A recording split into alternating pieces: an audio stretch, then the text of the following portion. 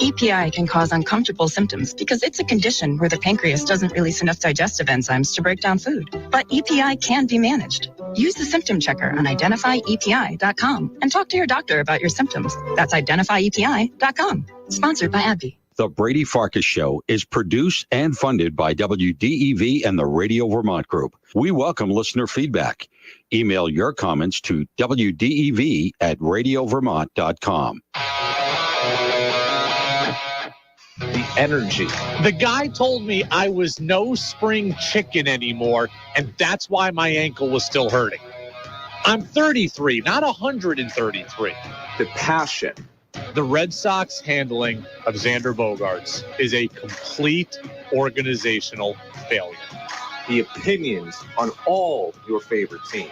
No, not this year, but it's next year where Bill Belichick ends up on the hot seat. This is the Brady Farkas Show on WDEB AM, FM, and WDEBradio.com.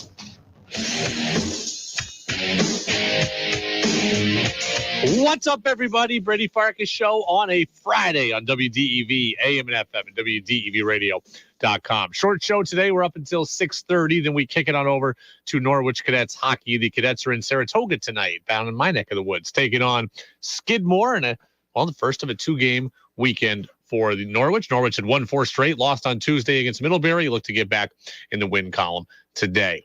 We'll talk with UVM women's basketball coach Alisa Kresge at 5:45 about her program after a really good win against Maine on Wednesday night. They'll get ready for NJIT this weekend. We'll also go through the NFL playoffs and what is a horrible idea by the NFL. We'll do that after 6 o'clock. You can get in on the Napa-Morrisville, Napa-Waterbury text line, 802-585-3026 at your locally owned Napa stores in Waterbury and Morrisville. 5, 4, 3, 2, 1. And here we go.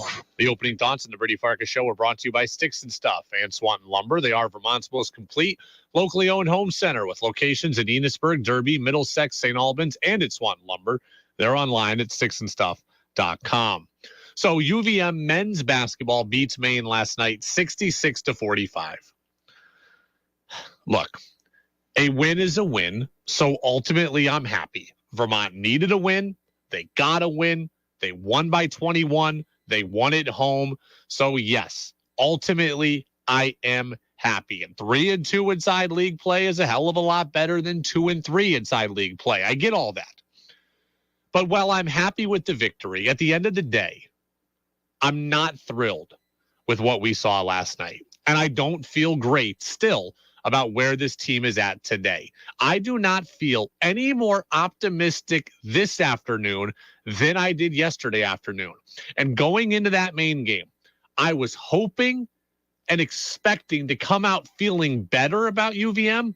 And today I just don't. And I promise you, with 100% every fiber of my being, I am not just saying this to be negative. I'm not trying to be negative sports media guy who's got an agenda. I'm not trying to be that guy. And I'm not trying to take apart your Friday afternoon buzz. I'm just trying to be honest, and I'm trying to tell you the truth. While last night was a win, and a much-needed win, last night was not encouraging to me. And there's a bunch of reasons why. Number one, what did I tell you yesterday? I wanted to see Dylan Penn take over. And he didn't. That was it. I told you that yesterday. I wanted to come in today and focus on one thing, and that one thing was going to be how Dylan Penn played. And Dylan Penn didn't really factor into the game yesterday. I told you I wanted to see him take over. He didn't. I told you I wanted to see him force the issue on offense. He didn't. Dylan Penn played 27 minutes last night for UVM and took just 5 shots. Took just 5 shots. Dylan Penn played 27 minutes and scored 6 points. This is your most dynamic offensive player, 17 a game last year in the Atlantic Sun Conference. He can do this. He had nearly 30 against Cal State Fullerton for UVM this year. We have seen the flashes, but here we are inside league play. 5 games. He's had fewer than 10 points in the last 4 of them. The Catamounts cannot be punting offense from him. They just can't. If they want to win this league, this is the PSA. If you want to win this league, your stars need to play like stars, and Dylan Penn is your star. Now it's time to act like it. They're not getting a star performance from him. 27 minutes played, 6 points. It's not enough. 27 minutes played, 2 of 5 from the floor. It's not enough. This team needs him to be aggressive. If UVM is going to win this league, I need to see box scores that say 6 for 12 and 7 for 14 and heck, 8 for 20. 2 for 5 is not going to cut it. Attack, get the ball, take ownership of it, attack the rim, be aggressive. And all the other guys on the floor, you got to find a way to get him the ball too.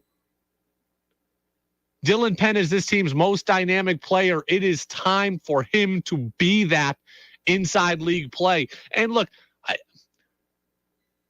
I don't think it's right to just bag on college athletes. I've never been that guy, right? They're not professionals. Some of them are, at this level are never going to be professionals. But I also just can't let it slide what I'm seeing. Your best offensive player getting less than 10 points for 4 consecutive games, it's not acceptable if you want to get to the tournament. Dylan Penn came to Vermont for one reason, and that was to get to the NCAA tournament. And he can factor into them doing that if he can take those steps offensively. And right now, he's not doing it. But it goes, of course, beyond him. This team is 9-10. They got way more issues than Dylan Penn. And what did we say also yesterday? We said we wanted to see Aaron Deloney be consistent. We wanted to see him be consistent shooting the basketball.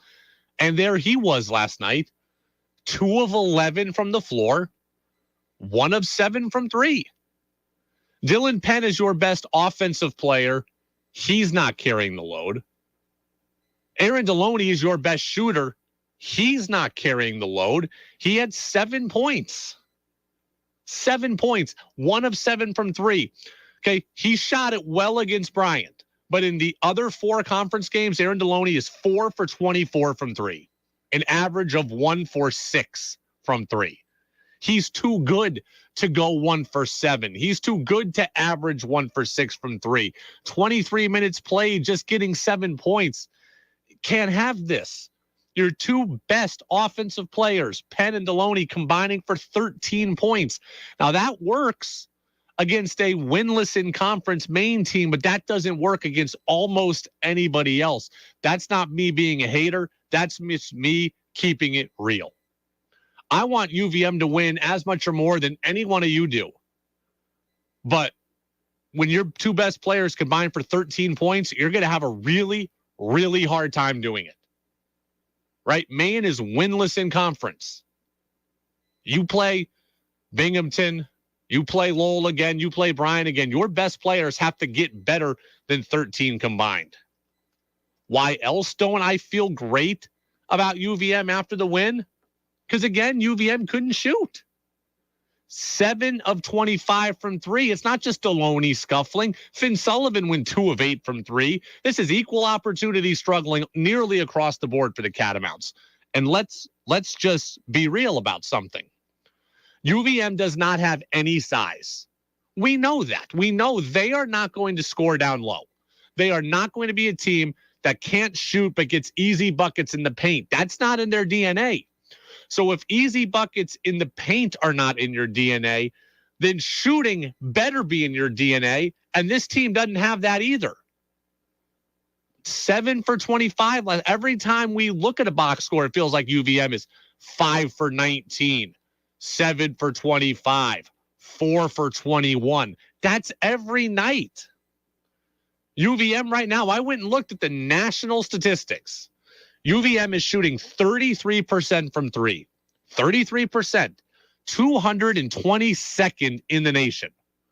For a team with no size, you cannot also be in the bottom 3rd nationally in 3-point shooting. Okay? You can't get easy buckets. You can't get to the line, and you can't shoot from three. So what is it that you're going to do to win a majority of games? Yes, you can beat a bad Maine team. I thought Maine was better than they probably are. You can beat a bad Maine team, but can you beat anybody else playing this way? It's going to be hard. And then the final thing that's ruffled my feathers today, the other guys that we want to see step up for UVM, the other guys that we want to see help for UVM, the guys we've looked to for growth, it's not really happening. Right? It's not really happening. I always say your stars need to play like stars, but you also want to develop depth, and you also want to get contributions other places. Those other places, for the most part, are becoming less part of the rotation. Now, TJ Hurley is a big help, and he played well yesterday. We'll get to him in a minute. But Sam Alamutu played just 5 minutes last night. He's played 5 minutes or less in 4 of the 5 league games. He scored more than 2 points just once in the last 7 games. This is a guy that we were counting on to take the next step. And yes, he's just a red shirt freshman. And yes, he can get better. But this year's team was looking for him to take a jump. It hasn't happened. Perry Smith Jr. is a freshman. It's hard. I get it. Big man. Hard to make a contribution. But he's played 6 minutes or less in every league game but one. We wanted UVM to build depth, and instead the rotation is becoming tighter. It's becoming more insular. These are problems for UVM. They're big problems, and they're problems that are not going away. They're not very deep. They're offensively challenged. And their best players are combining for 13 points in a game against a bad team. I don't feel great now about the rest of the season. Now, the goal should be to win the league. The expectation by everybody should still be that they win the league. And because it is, that's why I'm so bothered. Right? If UVM was bad, I'd just say, all right, write it off. Just another down year. But they're not ever bad, and they're not supposed to be bad now. And they got too many bad things going on. Text line open, 802-585-3026. Luke in Winooski. Brady, everything you're saying is true, but they did do some things well last night. Yes, Luke, that is fair. Okay, that is fair. It's never good or bad. It's good and bad. There's a lot of things that have me discouraged after last night. But, look, UVM out-rebounded Maine by 6. That's great. UVM never out-rebounds anybody, so that's a win. They played good defense. That makes me happy because I've said the quickest way to overcome poor offense is to try to fix the defense, and UVM did that. Maine only scored 45 points. That's outstanding. 37% from the floor. That's outstanding. UVM forced 14 turnovers. That's outstanding. So that's all good. UVM made 25 shots. 15 of them came on assists, so less ISO ball, getting more touches. That's good. And then TJ Hurley. Vermont's up 1. Dylan Penn slashes in the lane. Hurley left corner. He's open, and he drains it. TJ Hurley has 9. It's another 3 for the silent assassin. And the freshman finished with 13, and that's big. Right? He missed 2 games with an ankle injury. He comes back yesterday. He gets 13, comes out, hit a couple of threes, goes 3 for 3 at the free throw line. This team needs it. There was good stuff last night. There was, no doubt. But it's hard to feel great about where this team is at. It just is. Sam, from Burlington. Brady, UVM has lost guys before and has always just reloaded. Why do you think it hasn't been that way this year? Lack of size. I mean, simply put, that's it. Lack of size. And that lack of size causes all the other issues. UVM has talent. Okay, they've reloaded talent-wise. There's no denying that. But there's the size, they're missing it, and it causes a ton of issues, right? Guys are playing out of position. Robin Duncan is a point guard who's playing center. He's out of position.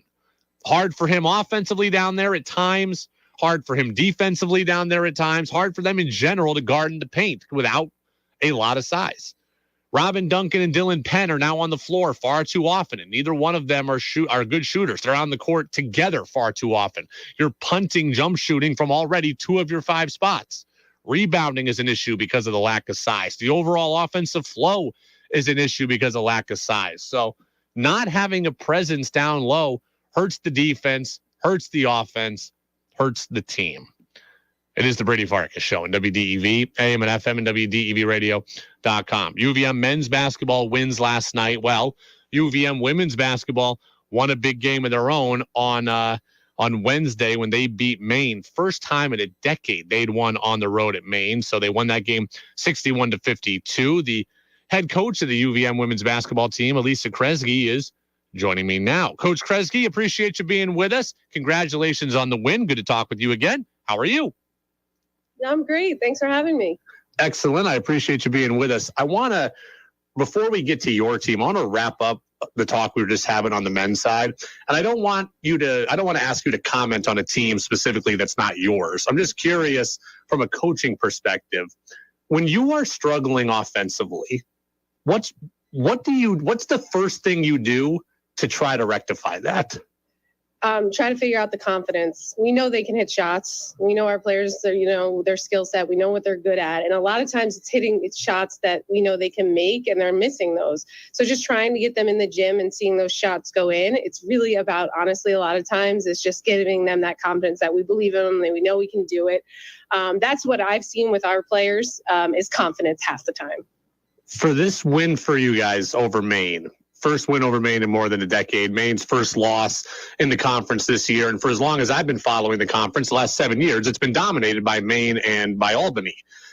For you and your program, this feels like a really, really big win. How'd you guys do it on Wednesday night? Defense. You just mentioned offense. That's been a little bit of a hiccup of ours. We've been kind of highs and lows in our offense. So it really came down to defense first and foremost. And our offense started to gel a little bit, sharing the ball. But this group really feeds off of the defensive end. We've won some games in very low scoring. So it's been the defense with this group. I've been thinking for 24 hours how to ask the following question. And I've tried to do it in a really clever way, and I just can't come up with one. So I'm just going to be transparent about it and hope that it works out for me. I see the final score on Wednesday, and my first thought was, that's awesome. What a great win. What an upset. What a surprise. I'm sure from your perspective, you're like, shouldn't be a surprise. It should be the expectation that we win games like that. So as you continue to build this program, where are you at in kind of the transition from wins like that being a surprise to being regular? Yeah, I think it's fair, right? It's been a long, long time since Vermont has beaten Maine, and Maine's always been the team, them in Albany with the target on their back. But yeah, we want to get to this program where we show up in every game with that confidence and that expectation that we need to go in and beat a team, whether it's on the road, at home, doesn't matter their colors. But I think that's part of our growing right now. We're still trying to get to where Maine has been for so long, where Albany has been. And this was a good step, but at the end of the day, we have a lot more conference games to go win too. That can't be it. Like, this cannot be where, we finally made it. No, we have to stay hungry. We have a lot to do still. So then the inevitable follow-up question is, how do you avoid the letdown tomorrow night, right? NJIT is a team that UVM has beaten 7 of the last 8 times that they've played. I think it's been at least 4 years since NJIT beat your program. How do you avoid a slip-up tomorrow night?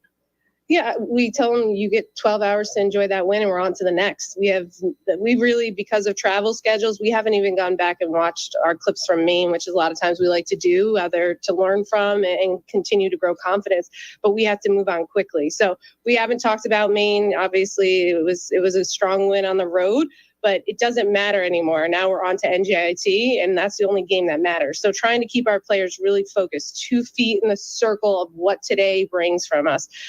So that's all we're talking about. I know, obviously, as coaches, all that stuff's in the back of our mind, right? The big win and then the letdown after. And NJIT is a really strong team, and fortunately they've done a lot of good things. So it's easy to sell that they're good because they are good. UVM women's basketball coach Alisa Kresge with us here on the Brady Farkas Show on WDEV, AM and FM, WDEVradio.com. Her team 4-2 right now inside America East play, and tomorrow night they're going to take on NJIT on the road. That's going to be a night game, a 7:00 game. This is kind of low-hanging fruit for us in the media, but one of the things that I always point to is that if a team is going to be good, your stars have to play like stars, right? Like, your stars have to do what they're expected to do. And it seems like every night when we look at the box score, your stars, or a subset of them, are putting in star efforts, whether it's Emma Utterback or Delaney Richardson or Anna Olson. You're getting big-time efforts from at least one, but usually multiple of those players. How does that consistency help you as a coach and help this team? Yeah, I think you see the teams that have been really strong in our league have had multiple stars that are very consistent. And, sometimes it's one star putting up 20 and the other putting up 12 or vice versa. But in order to be a really good team, you have to have multiple stars. And I think that's what Albany has been. That's what Maine has been. And that's what we're trying to get to. I think, as you mentioned, a couple big key players for us. And I think we're getting even more balance with Kat Gilwey at our point and a couple good scores off the bench. You got to have some of that firepower off the bench too. So, it's not going to be every night, but there is an expectation. And when you're good and people expect things, when you're a good player, they expect it of you. And I think that has been a little bit of our hiccup, is that expectation of ourselves and then getting caught in that and not just playing basketball. So we're trying to balance all that. The first time Vermont has been in this situation in a while is trying to, manage expectations and have the players still have that confidence and know that, yeah, we need you to show up, but you have a team behind you too. I was going to ask you about Catherine Gilwey, a player that when we spoke last year, we talked about, and she's a local product and a CVU grad and a Shelburne native. And she's got a lot on her shoulders, I would say, this year, right? To be a sophomore, to be the point guard, to be the architect of the offense, to do some scoring herself, to wear the local product hat and all that. What do you think about her development in year two?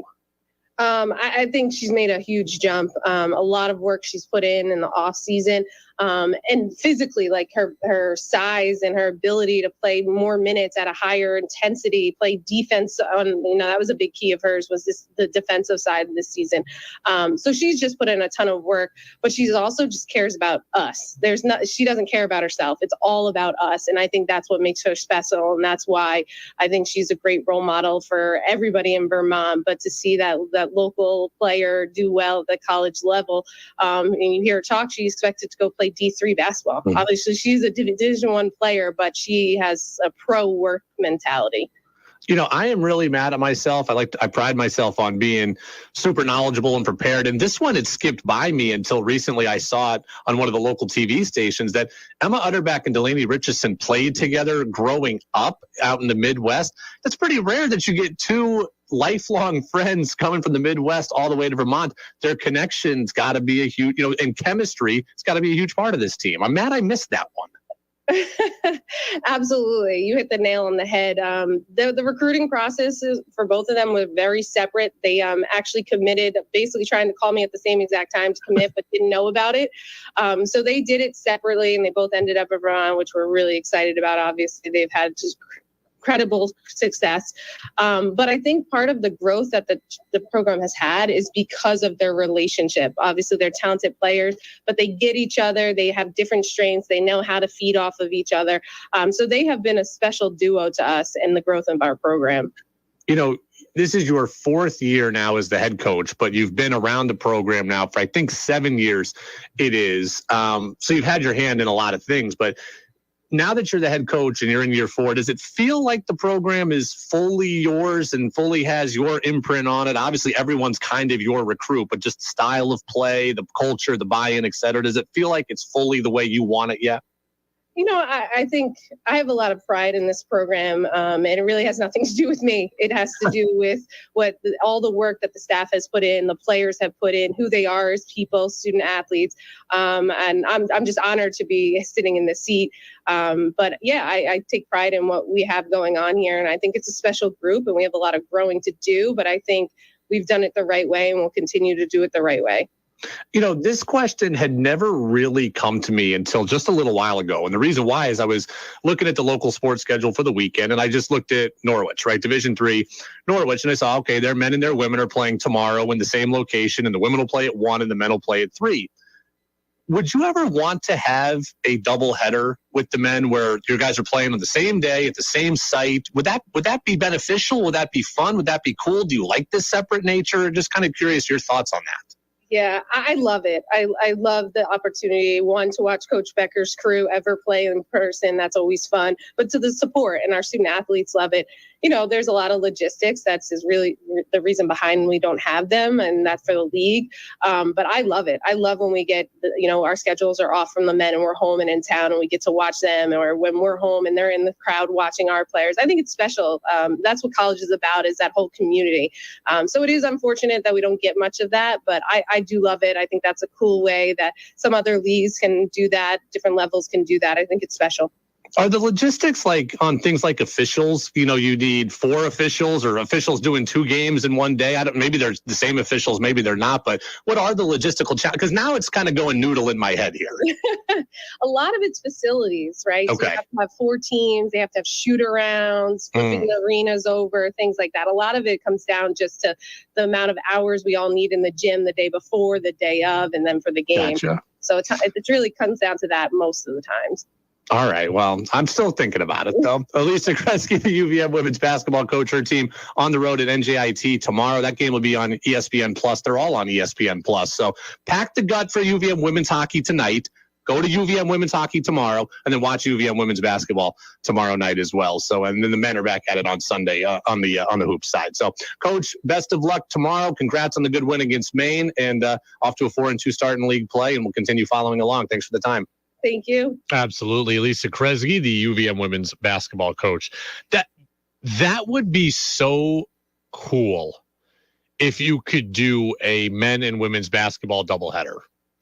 Now, she's right, and she's in it, so she knows better than me. There are logistical hurdles. You talk about getting 4 teams out there for shoot-around and practice and access to the gym. She's very, very right about that. So I can see why it would be hard to do. But, man, it would be good for everybody, wouldn't it? Right? The UVM women's team, let's call a spade, would get a better crowd if a men's game was following it. That is true. Unfortunately, that is the reality. So a better crowd for the UVM women. You'd have a natural build-up to the UVM, you'd have as fans file in for the UVM men, you'd potentially have a really good, at least end-of-game crowd for the women as well. You get a good full game crowd that's better, but also a really good end of game crowd. And it would just be cool to say that you're hosting a doubleheader game there. I thought the same thing in high school. And I know that it's hard also in high school, but I'd love it if the boys teams and the girls teams could play on the same night at high school, right? Instead of leading in with the JV boys to the varsity boys, maybe you get the varsity girls first and then the JV and then the varsity boys, and then you switch it the next time. I think that would be very, very cool. And I think it would do a good job in getting a bigger crowd at both games. Now, again, Coach Kresge raises a really good point, why it's hard to do, but she said she'd be down with it if logistically you could figure it out. She also said a couple of other really interesting things I want to cut up in the commercial break and hopefully get to at the end. I know we're on short time tonight because of Norwich hockey coming up at 6:30, but I'd love to go back to a couple of things she said. Did like her praise for Catherine Gilwey as well. I think Catherine Gilwey, it's hard to do what she's doing, right? You're a true sophomore. You didn't think you were going to play Division I. You're a true sophomore. Now you're starting. You're the point guard. You're the point guard starting on a team with now expectations. You're tasked with doing a lot, right? Catherine Gilwey's had games where she scores in double figures. So you have to be able to put the ball through the hoop. You have to be able to not turn the ball over to get the offense going. And you wear the local product hat. And that's not easy to do because people are going to be coming to watch you. And that's the reality of it, right? Family's always there. Friends are always there. Friends come back into town and they're always there. The local AAU teams, the local high school teams, they're coming and they're pointing out you at first. That's not necessarily an easy thing to have to do, but she is doing it well and she's having a very good season. So good stuff from there as well.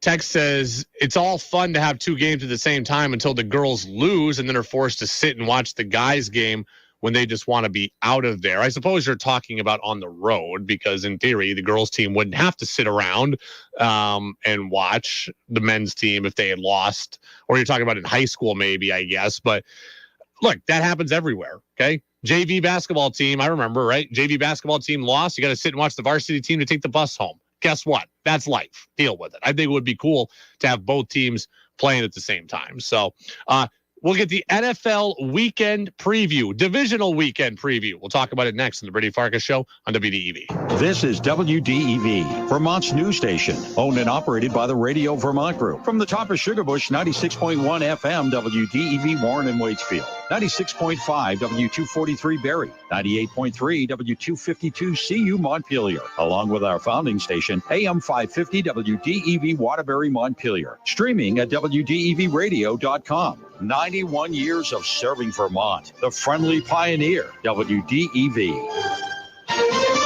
This is CBS News on the Hour, sponsored by Liberty Mutual Insurance. I'm Linda Kenyon in Washington. President Biden is turning his attention today to the debt ceiling. Here's CBS's Stephen Portnoy. The president warns that gridlock on the debt ceiling could be catastrophic. If we don't meet our national debt and renege on the first time, we have a calamity that exceeds anything that's ever happened financially in the United States. With Republicans demanding spending cuts as part of any debt ceiling deal, Mr. Biden told a bipartisan group of mayors that he expects honest debates on taxes and spending. Well, it's not just cutting. What do you raise? What taxes do people pay? The president suggests he'll lay out his plan in the State of the Union address next month. Stephen Portnoy, CBS News, the White House. The president will be meeting with House Speaker Kevin McCarthy soon to discuss the debt ceiling. Google's parent company Alphabet is laying off 12,000 workers after ramping up the workforce during the pandemic. CBS News business analyst Jill Schlesinger says this is all about right-sizing. And now they have to unwind a lot of those hires because they simply didn't have the business to support it going forward and out of the pandemic. The family of a man killed after being struck by tasers is suing the LA Police Department. Keenan Anderson, a 31-year-old English teacher, was repeatedly struck by tasers during the January 3rd incident.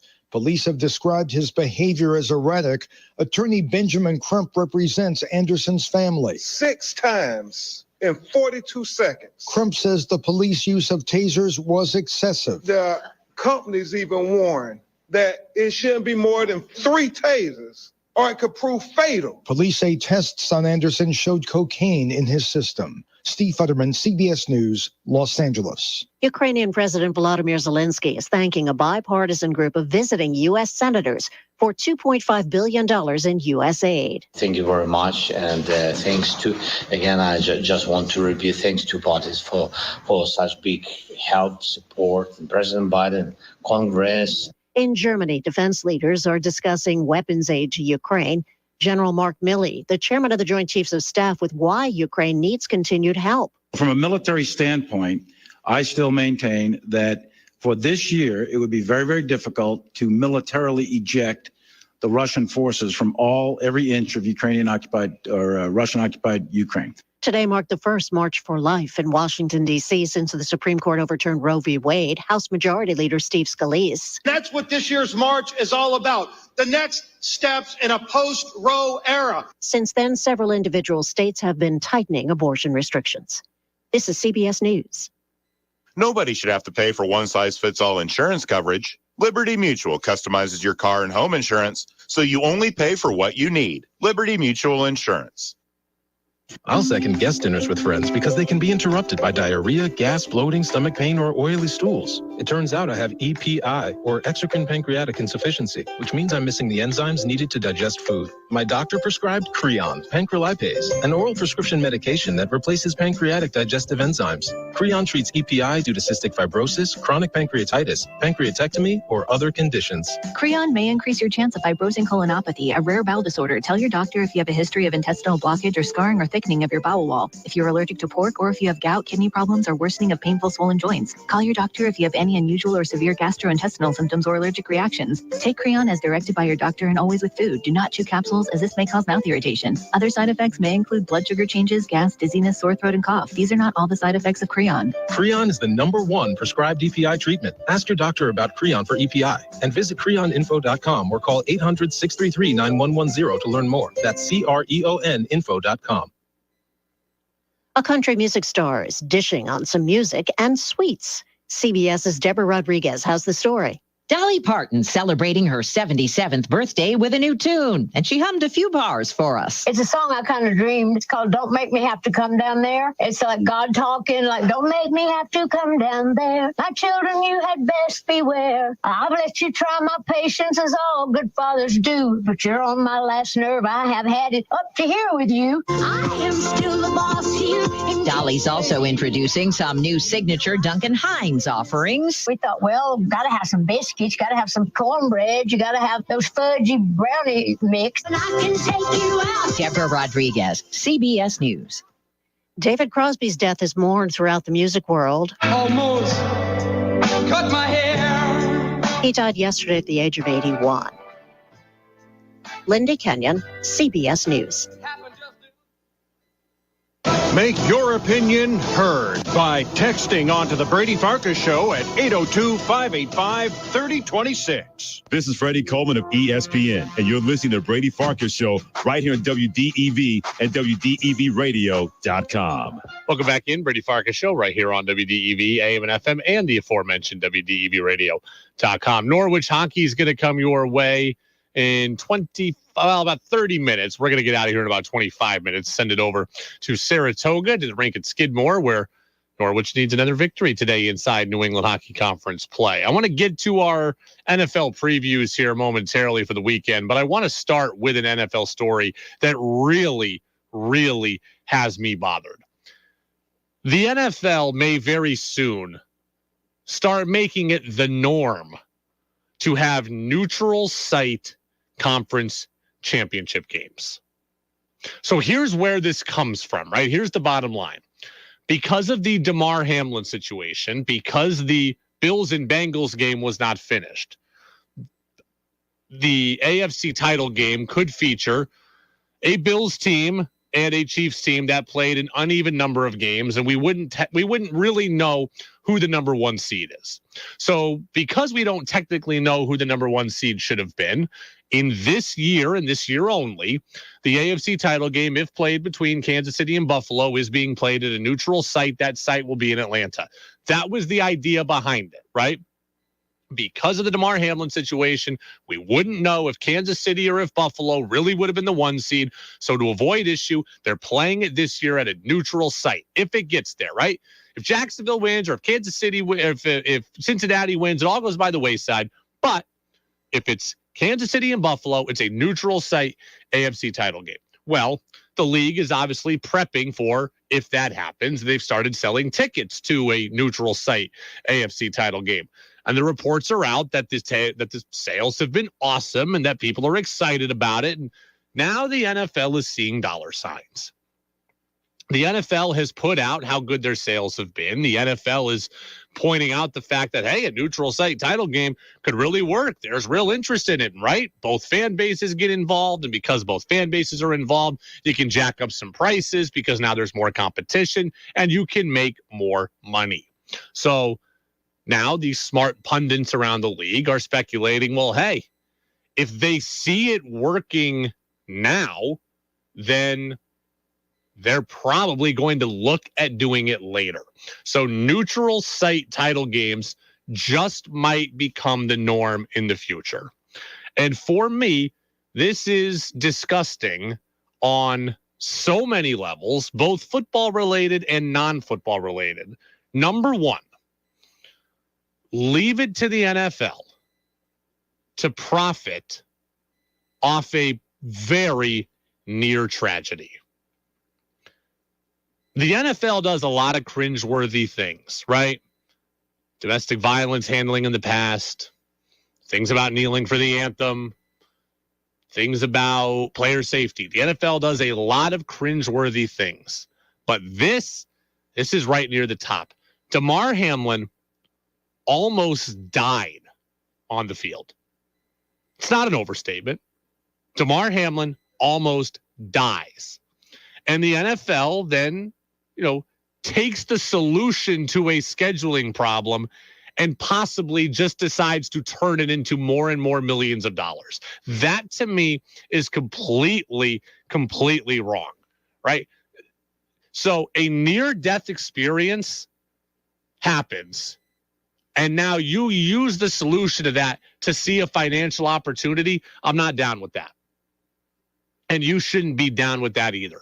The bottom line does not need to be enhanced because of a near-death experience.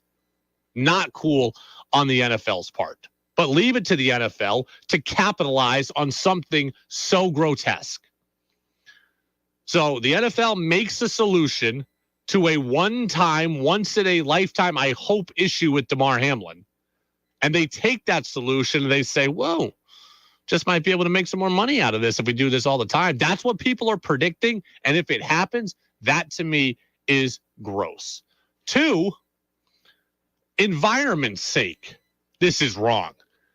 The NFL championship games, the conference championship games, let's be real, they are more fun than the neutral site Super Bowl. Why? The environment at the stadium. Your team works all year to get rewarded with that game, the conference title game, in their building, and you get to see your fans going crazy. Those conference championship games, that's where some of the best memories are made, memories that shape your franchise, memories that shape your city, and I don't want to see those taken away. I remember in 2005, the Seahawks beating the Panthers in Seattle. I remember 2013, the Richard Sherman interception there up to, you tried me with a sorry receiver like Crabtree. The next year, beating Aaron Rodgers in overtime. Jermaine Kearse catches the touchdown pass. Seahawks come from way behind. Those were done in that building. And I don't ever want to see those experiences taken away from teams, from franchises, from cities, and from fans. Right? Okay, you're a Patriots fan. Patriots finally get back to the AFC title game. They're one win away from the Super Bowl. And what? That game is going to be played at a neutral site in Indianapolis, and now you can't go to it? Be played at a neutral site in Atlanta? I don't want that. And you shouldn't want that either. Playing conference title games on a neutral field, it's just like a meaningless college football bowl game, right? The college football playoff games are played on a neutral site. Those are interesting because they're the title games or right up to the title game. The Alamo Bowl, not that interesting. The Sun Bowl, not that interesting. The Holiday Bowl, the Cotton Bowl, not that interesting. But if you take the conference championship games and put them on neutral sites, you are creating just what those games are. They're not that interesting.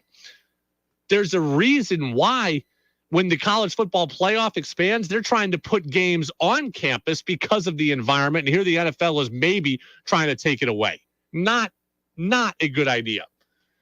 And I'm not the only one who feels this way. Most people feel this way. From our friend Matt Verderam, who was on Monday, to Albert Breer, to Field Yates.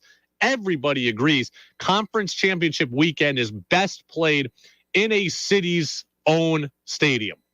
And finally, the value of being the number 1 seed would be completely diminished. I mean, yes, you'd still get a bye, and that's great, but you'd only get one potential home game in front of your fans. You'd be off wild card weekend. You'd play at home divisional weekend, and then you'd be off to a neutral site. That's not right.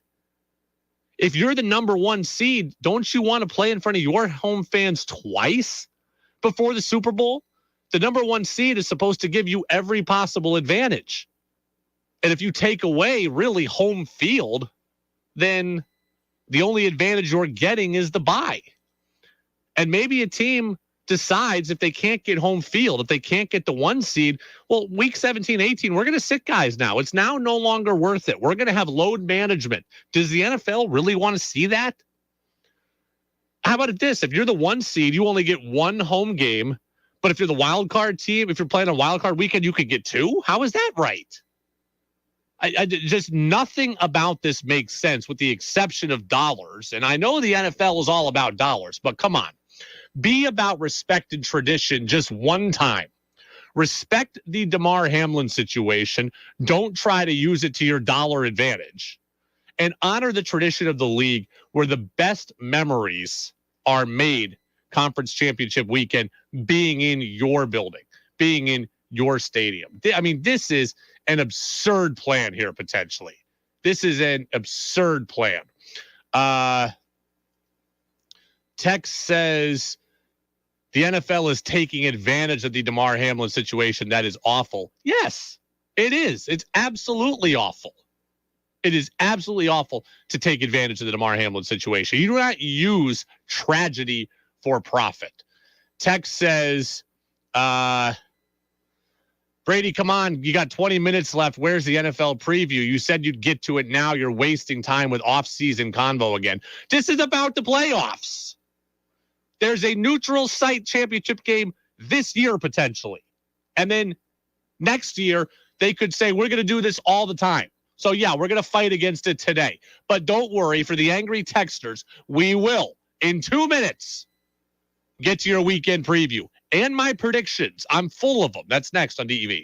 It's 1, 2, 3 to start 2023 at Lamoille Valley Ford. Here's Rick the Kid. We want to thank all our customers and friends for helping us reach our goal in the countdown to 4,000 vehicles sold last year, continuing our run as Vermont's highest volume Ford dealer. Now, to kick off the new year, it's as simple as 1, 2, 3 in January 23 at Lamoille Valley Ford. On any in-stock new Ford Escape, Edge, or Explorer, you can take $1,000 off MSRP. And Lamoille Valley Ford will double that discount to $2,000 on any new F-150 in stock. Plus, during January, Lamoille Valley Ford will discount any pre-owned vehicle on our lot, including our huge selection of certified pre-owned cars, trucks, and SUVs, $3,000. At Lamoille Valley Ford, we have by far the largest inventory of new Fords in Vermont, along with a huge selection of pre-owned vehicles. And we have instructed our entire team to make deals and earn your business. Woo! You heard, Rick. You don't have to settle for an ugly vehicle, and you definitely don't need to pay more than you should. So drive Route 14, 15, or 60 to Hardwick, where it's as simple as 1, 2, 3 to start 2023 at Lamoille Valley Ford.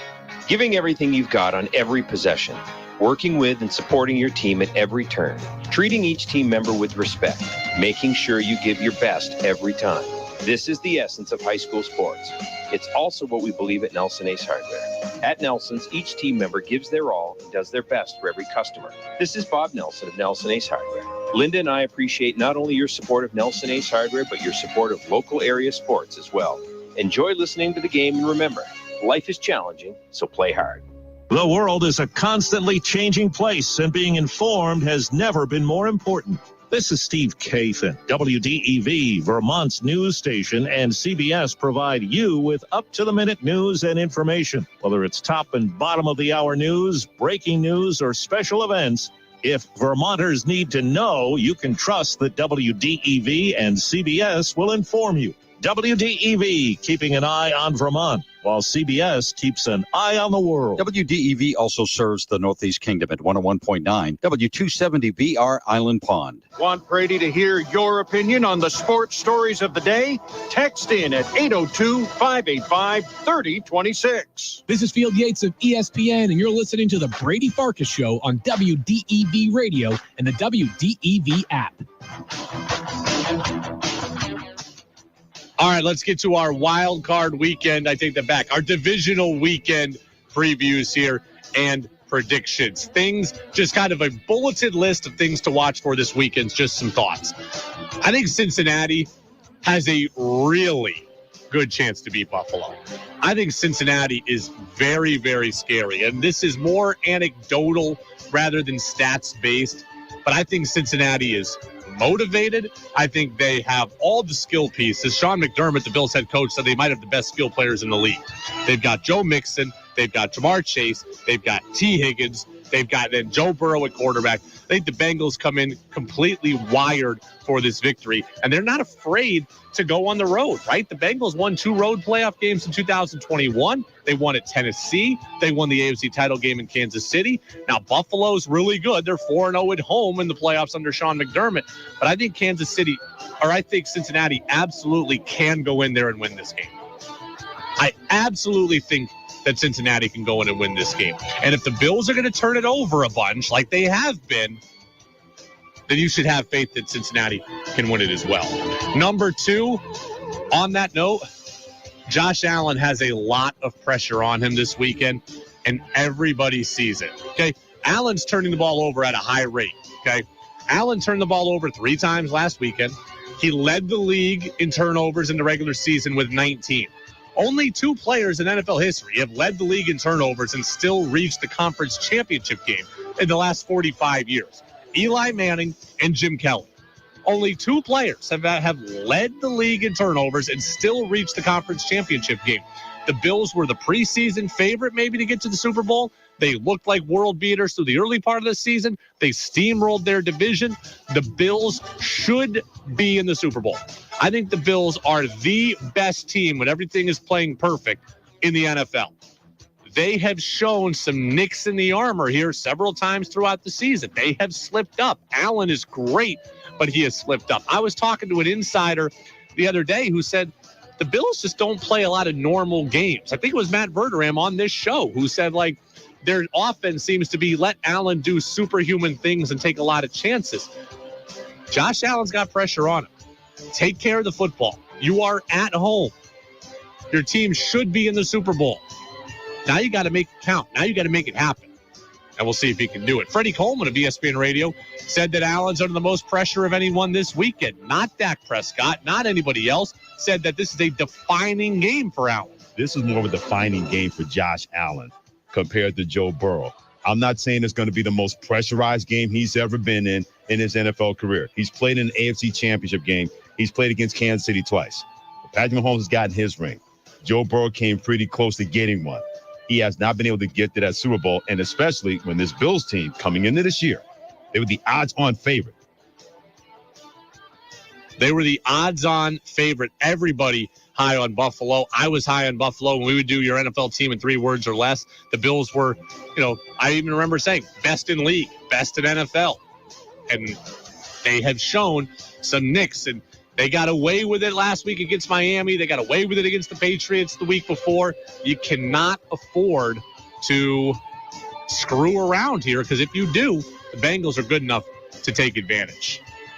Josh Allen's not the only one with pressure this week, though. I think Brock Purdy has some real pressure, too. Everyone thinks in that matchup that Dak has all the pressure, and he does because he plays for the Cowboys. There's always going to be pressure that comes with that. But I think Brock Purdy has a fair amount of pressure on him as well. The 49ers are a juggernaut. They should get to the Super Bowl out of the NFC. They are loaded everywhere. Wide receiver with Debo and Ayuk. They've got speed all over the field. Christian McCaffrey, Elijah Mitchell. They got a good offensive line, an elite play-calling head coach, a fast and physical defense. They stop the run. They get after the quarterback. The 49ers have everything. If they don't make the Super Bowl, it's going to be because of Brock Purdy. And when you carry that kind of weight, there is pressure on you. Undeniably, there is pressure on you. And, oh, by the way, there's a guy named Tom Brady who's a free agent. People are talking about him maybe being a fit in San Francisco. So if Brock Purdy plays badly and they lose because of him, well, guess what? How long until we can get Tom in free agency? If Brock Purdy wins the Super Bowl, people are going to say maybe he's the guy. Maybe he's the answer. If he doesn't win the Super Bowl, it's going to be how long until Tom Brady can come and suit up here? So Brock Purdy has short-term pressure because he cannot cost this team a Super Bowl berth. And he has long-term pressure because if he doesn't win it, he might be run right back to the bench. Even if Brock Purdy ends up going 8-1, but they lose the Super Bowl, there's going to be people, I think, clamoring for Tom Brady. Jimmy G got to the Super Bowl, and people couldn't wait to run him out of town. I think the Giants have a chance to win this weekend against Philly, but I don't think they're going to. I think the Giants are too limited offensively. As we talked about yesterday, true Super Bowl contenders, their team's made up of stars, and the Giants just don't have it. Okay, Saquon Barkley's a star, or he's a really good player, but at the running back position, it's really hard to do it all yourself. The Giants, to me, do not have enough firepower. You look at the teams that we think are Super Bowl contenders, and they are star-driven. Buffalo's got 3 or 4 stars. Cincinnati's got 3 or 4 stars. Eagles got a couple of stars. Niners got stars everywhere. Kansas City's got stars.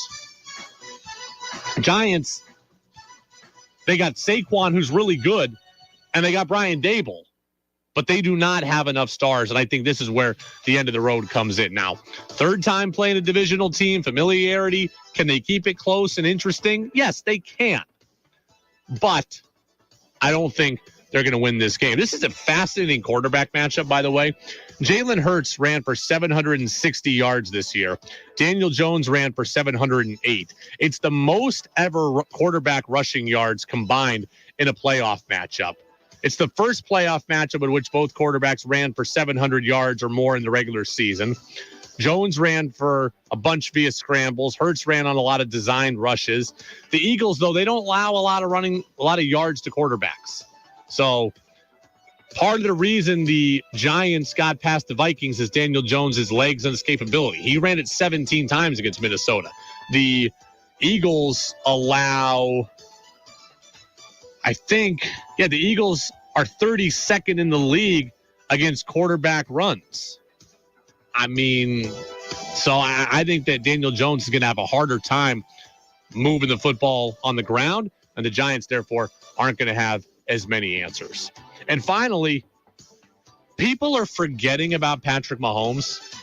People shouldn't forget about Patrick Mahomes. Patrick Mahomes is probably still the MVP of the league. We're all talking about Josh Allen. We're all talking about Joe Burrow. We're all talking about that matchup. We're talking about the Niners. We're talking about Purdy. We're talking about Dak. We're talking even about Trevor Lawrence's ascent. And Patrick Mahomes somehow is flying under the radar. The Chiefs had nearly 500 yards of offense when they played the Jaguars back in November. Nearly 500 yards. They could absolutely roll the Jaguars again. Don't forget about Patrick Mahomes. I'll give you my predictions. Last week I went 3-2, 4 games this weekend. Game 1 of the weekend is the Chiefs and Jaguars. I'm going to say the Chiefs win this one 38-20. Now, they're going to win it by 18. I don't know that I would say it's going to feel like a true blowout throughout. I could see the Chiefs getting up 14-0. Jacksonville coming back and making it 14-10. And then all of a sudden it's 17-10 and it's 17-13. And then it's 24-13. And then it's 27-13. And then it's 27-20. And then the Chiefs kind of expand later. So I think the Chiefs win this one 38-20. I think they go to the AFC title game. The night game is the Eagles and the Giants. I got the Eagles winning this one 27-21. Yes, I think it will be close. I do think the third time's a charm, the familiarity, I think all that matters. But ultimately, I think the Eagles are rested. Jalen Hurts is rested. I think they are motivated. And I think the Giants, again, are too limited offensively. The game on Sunday is going to be the game of the weekend. That is the Bengals and the Bills. And I got the Bengals pulling the upset. This is the upset that I have for the weekend. I got the Bengals winning 31-28. I don't even know that I think Buffalo's going to give it to them. I just think Cincinnati's going to take it. Joe Burrow has the attitude. He has the confidence. He has the swagger. They have the skill players. I just think the Bengals are a team that is destined right now to do great things. They've won on the road. They've beaten Mahomes before. They've beaten Mahomes twice, maybe even 3 times they've beaten Mahomes. I think, 3 times. Like, they've won tough games before, and they've won on the road. And Burrow is unflappable. And as good as Buffalo is, as good as Buffalo should be, they have made just enough mistakes for you to think that there's going to be an opportunity for Cincinnati to capitalize. I got the Bengals winning that one 31-28. And then I got the Niners winning 24-17 over Dallas on Sunday night. I don't think that Brock Purdy plays great, but I do think that the 49ers win it. I think they win it by 7. They should probably win it by more. They put up 41 last week against Seattle, and that's very, very impressive. But I don't think they're able to do it this week against Dallas. I think that Dallas keeps it close. Niners win it ultimately, again, 24-17. And I think rest will be a factor in that one. Remember, the Cowboys are on a short week. They played on Monday, turn around and play on Sunday, whereas the Niners got an extra day of rest going Saturday to Sunday. So Niners will be refreshed, and I think that will be something that paves the way for a Niners victory. All right, that's it for our NFL previews. Again, Kansas City, Philly, Cincy, and the Niners. Those are my winning teams. Couple of other things, just notes really quickly. Norwich hockey is coming up just a few moments from now. Celtics beat the Warriors last night. Really good ending to the game. Kind of sloppy ending. I don't know if you were watching it, but Celtics won that one in overtime. A couple of bad turnovers late, particularly by Jason Tatum. but Jaylen Brown hit a big three that helped send the game to overtime. Then the Celtics came out and they almost gave it away in overtime. Also, fouled a three-point shooter. Dante DiVincenzo hit a big three in the corner, but ultimately the C's end up winning. Jason Tatum makes a little history in that one. He reached 9,000 points in his NFL career. 10th player in NBA history to reach 9,000 points before the age of 25. That's pretty good. 10th player in NBA history to reach 9,000 points before the age of 25. So Celtics will play tomorrow against the Raptors. Tatum will not play in that one with a wrist issue. So no Tatum tomorrow night. And good win, though.